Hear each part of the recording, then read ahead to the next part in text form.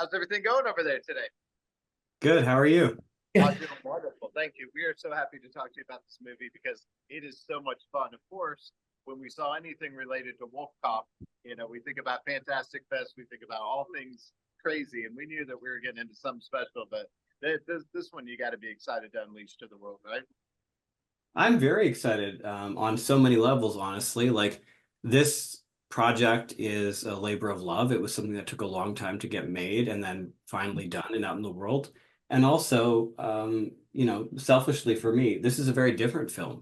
I think like it's a chance for me to hopefully show the world a side of something that isn't Wolf Cop, which is, as you mentioned, like the thing that I'm probably more known for. So I hope people give it a chance and I hope they're surprised by it. Of course, well, as you come to find out, the movies aren't as fun to make as we like to think when we're kids. But this one actually looked like it was fun to make. It was fun to do some end of the world stuff, right?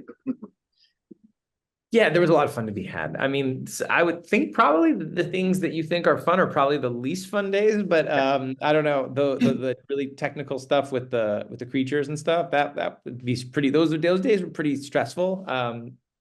But the just being on the land Yeah. in the beautiful scenery in that house and on those long walks and that for me was the most fun. But it's kind of perfect timing with the movie. It kind of feels like we're coming to end times anyway, some days, right? Yeah. Well, was there a particular day or scene or time that stood out to each of you that you just thought, oh, I'm always going to remember this because it did look like it was a fun set? I'll start. I mean, I soaked in every minute of making this one. It was such a long journey to get there that I would actually at least once a day look at the set and look at the people and be like, I can't believe we're making this movie. Like I didn't take it for granted. I took probably way too many pictures. Everybody was a friend to me on set, so it was like extra special.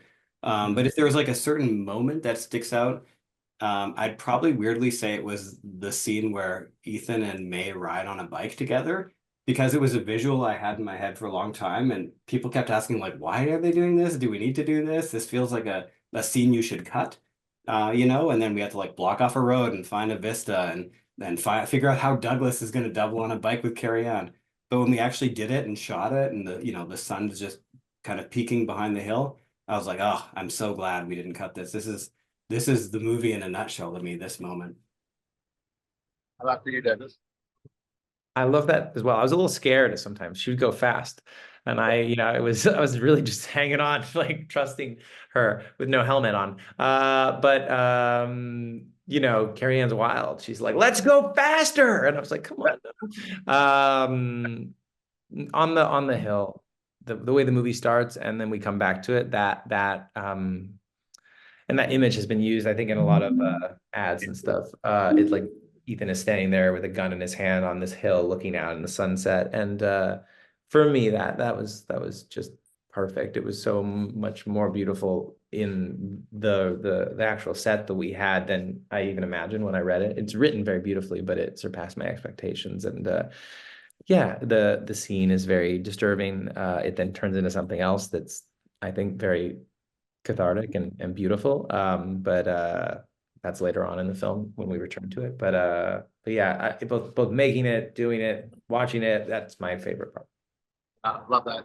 You both have incredible jobs, and people look up to you and they think, well, I want to make great art all day long. And so, what kind of advice would each of you give to somebody that wants to follow in your footsteps? Oh, that's a really tough question. I mean, for me, I would say if I would give any advice, it's just like the advice I learned on this movie is don't quit. Like if you really believe in something, I gave up on this movie a couple times and I had cared so passionately about it and so loudly that when I did give up, I had already inspired a few people who also believed in it and they wouldn't let me give up because they were like at that point when I was like putting down the boulder and being like, this movie doesn't exist, they were already picking it up and be like, take a break. We're going to be over here walking with the boulder. So, I would say just don't give up and surround yourself with people who you trust and love and believe in, and then maybe these crazy dumb things can happen. I got nothing to get. I don't know. Just do it. I don't know. Like, just don't give up, but just do it. I would say do it. Don't like think about doing it. If you Just just, do it. you know, Do it. like, My co-host is Drew Pearson, one of our great Dallas Cowboys. Caught the Hail Mary, went in the Hall of Fame, and we love to ask everybody their Hail Mary moment, which is that moment in your life or career. We just had to go for it and it worked out for you. What do you suppose that was for each of you? Douglas, you want tough. to- That's tough. Yeah, gosh, you know, I think I'm still waiting on that. Maybe this movie.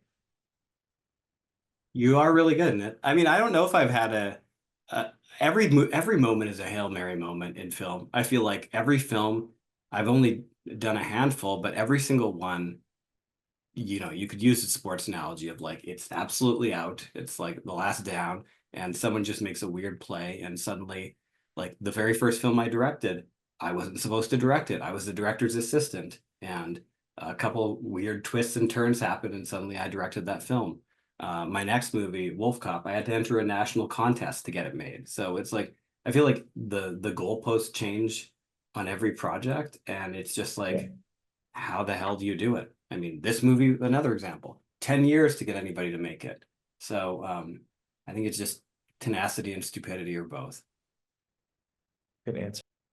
I love that. Now, of course, part of it is we talk about the success mindset on the show and keeping in the right mindset, even when things are tough, even when the days are tough on the set. Is there something that each of you keep in mind that keeps you on the right path, even when things are tough? Oh God, I think having a purpose and knowing the purpose and knowing what that goal is and focusing on it and not getting too distracted. Yeah. That's really good. For me, when I'm on set, it's trust the script. Because like I spent years you know, baking and loving and sharing and talking about the script. And I think there's a very easy thing when you're shooting a movie, it's so fast paced and frenetic that it's easy to just be like, oh, this isn't working, let's do that. But it's like, I've thought about this for 1 minute in this high intense location. And I thought about this for a year, listening to music, talking to people in the comfort of my own home. Trust the script. I trust or trust past me who like really put the love in, you know? That's a big one. Mm.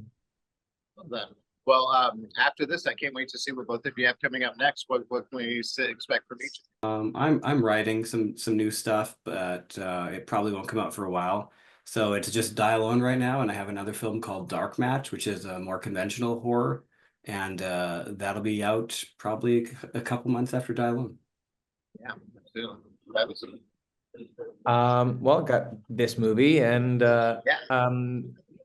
there's the Western. I did this 2-part Western, the Kevin Costner Horizon American Saga, Chapter 1 and Chapter 2.